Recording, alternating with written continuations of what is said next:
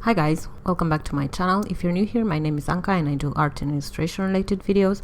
So if you're into that, make sure you subscribe and check out the other videos on my channel. So in today's video, I am showing you how I made a mushroom block print. The tools I am using are a Lino from Mako and some Essdee UK Linocut tools. I got this set which comes with several blades and also acts as a press and the rolling pin for the ink.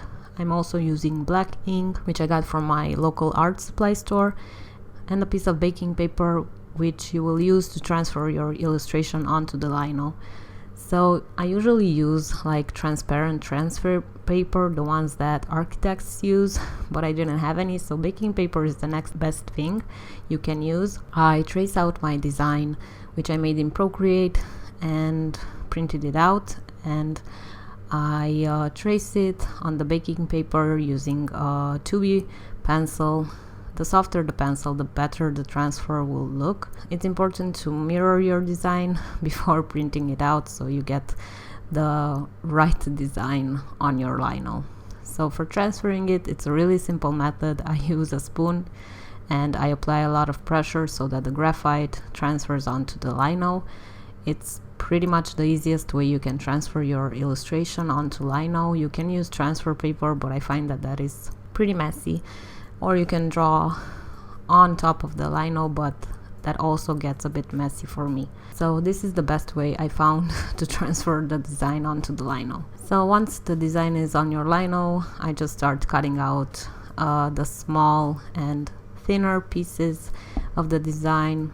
So I started out with the leaves. After that, I move on to a bigger blade to cut out the bigger pieces that will be the white in the design. I do suggest you make a sketch and figure out what you want to carve out and what you want to leave as ink.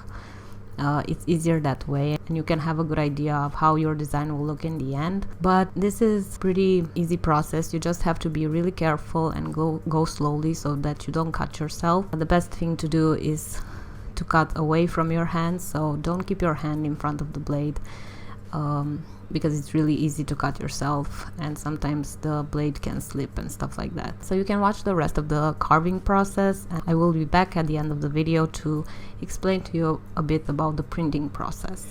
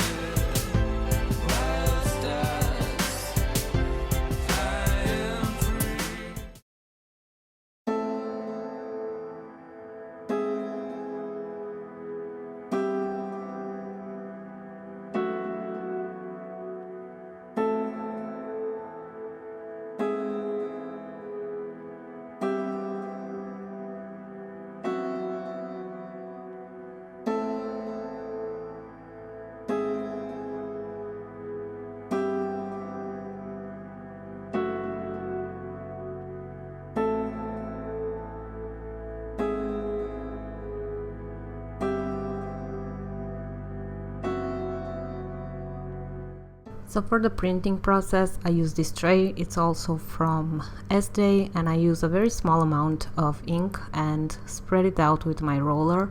I used to have a lot of issues with printing out my designs. I used to use way too much ink when printing out my designs, and it looks splotchy and messy, and yeah, it was a mess. So my number one tip would be to roll out a really small amount of ink, and when rolling it out, it has to have the texture of an orange peel, if that makes sense, and it has to be a little bit tacky.